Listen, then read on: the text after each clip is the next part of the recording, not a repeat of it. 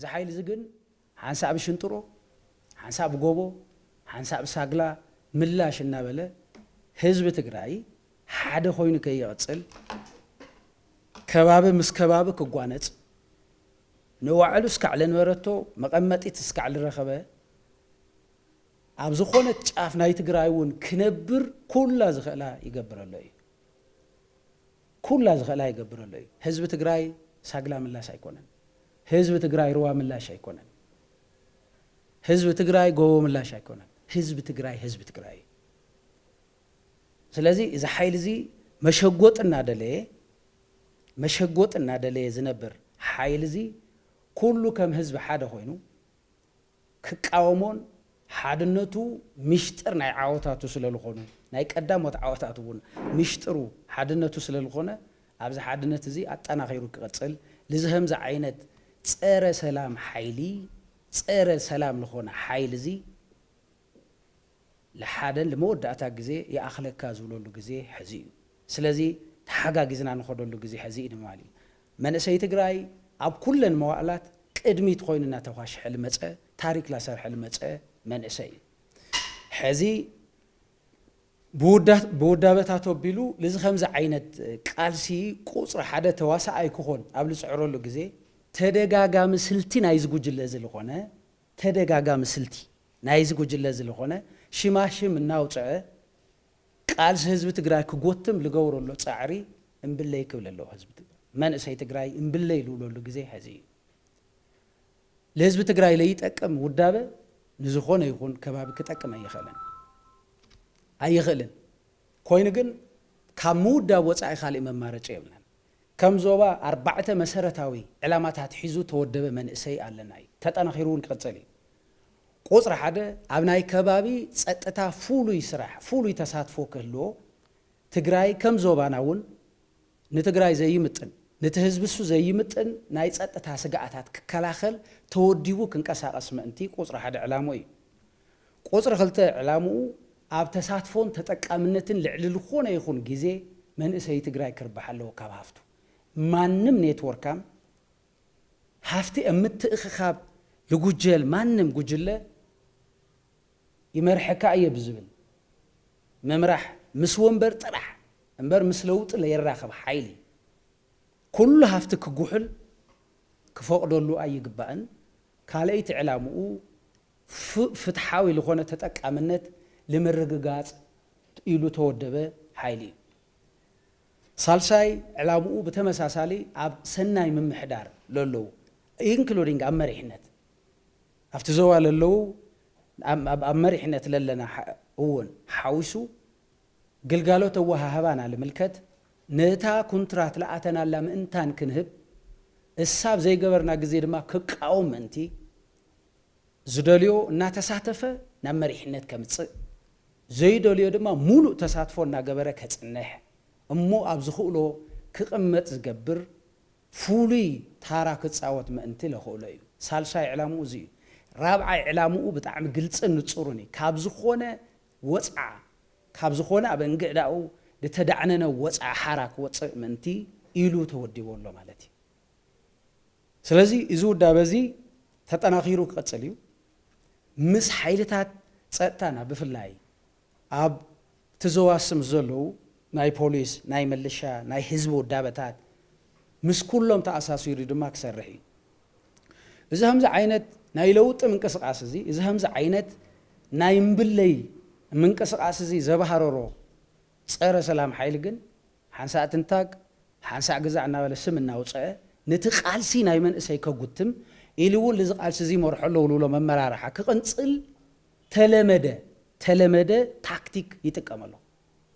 ተለመደ ታክቲክ ባይዘወይ ዝሓል እዚ ሓድሽ ታክቲክውን ከምጽይ ይኽእል ዝፍለጥ ዝግመት ታክቲክ ሒዙ ይልንቀሳቀሰሎ ማለት እዩ ስለዚ መንእሰይ ትግራይ ብሱል መስተውዕሊ ንናይ ትግራይ ክብሪ ልምጥን ቃልሲ ሕዚ ክገብር ኣለዎ መንእሰይ ትግራይ መስዋዕት ክሰብር እምነ ልድብር መንእሰይ ይኮነን ኣብ ልዕሊኡ ልኾነ ይኹን ወጻዕ ገለ ይደሊ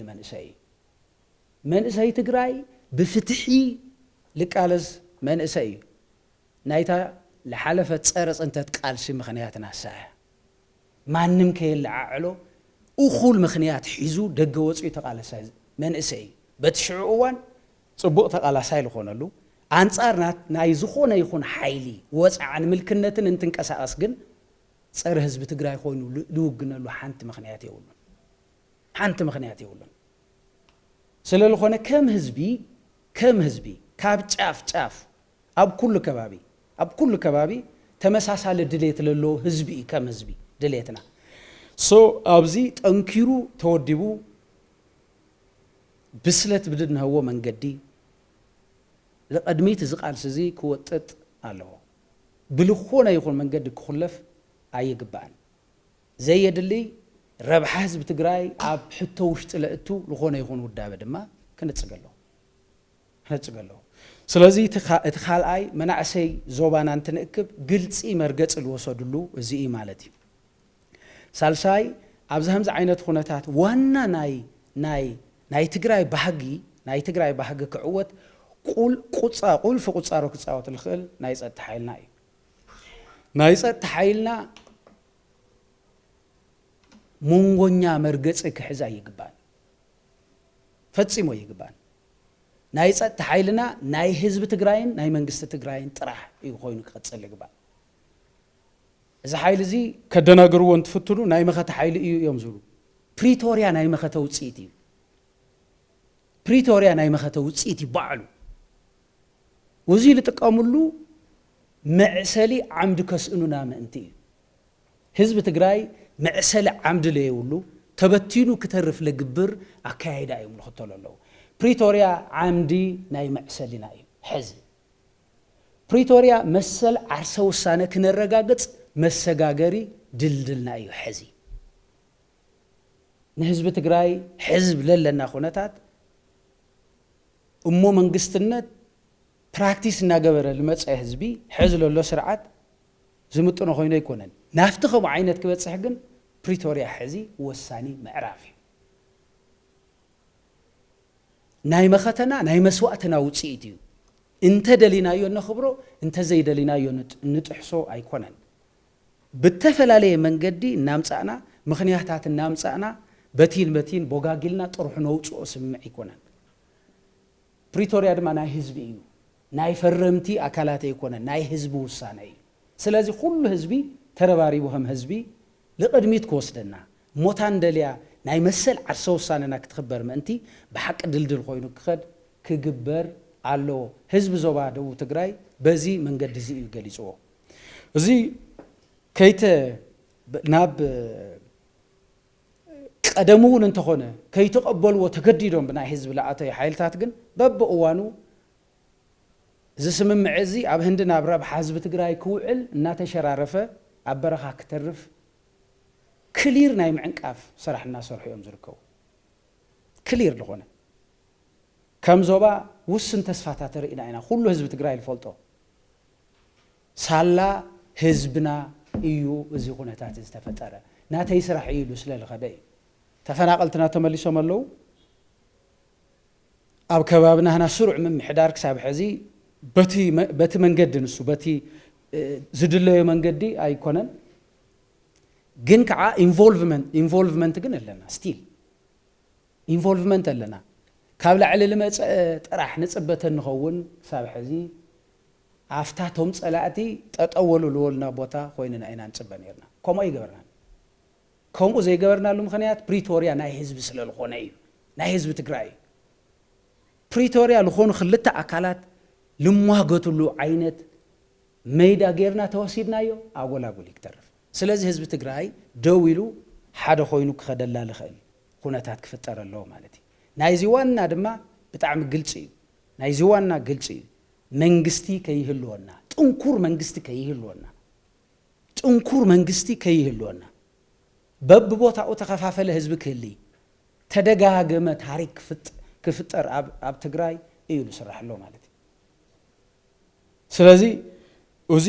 ብደንብ ክንሪኦ ኣለና